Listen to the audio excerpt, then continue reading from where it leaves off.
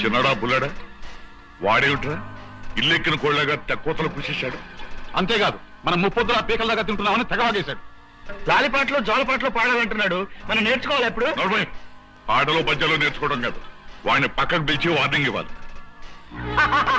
ఏమిటి uncles warning గిర్నింగ్ అంటున్నారు? నా గురించేనా?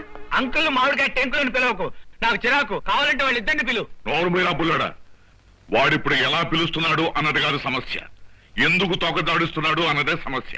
ఎరా మా దగ్గర సొమ్ము తీసుకుని కిరాయి గ్రహించడానికి వచ్చి ఆవిడెదురుగా మామే దిగుతావా? మీకు ఆవేశం తప్ప ఆలోచన తక్కువ, అందుకే మీరు పనికిరాని వాళ్ళ కనిపిస్తున్నారు. ఆవిడ ముందు భయపడుతూ వినయంగా మాట్లాడాను అనుకోండి, మన చిన్నబాబు ఏమిటి వీళ్ళ దగ్గర ఇలా భయపడుతున్నాడు ఏమిటి అని ఆవిడకి అనుమానం రావచ్చు. అవునా కదా? కరెక్టా పెద్దడా? మనకు ఆలోచన లేదు, మనం చెమటలం సుట్టలం దద్దమలం. నీతో ఏదో అందామనిపిస్తోంది ఎప్పుడు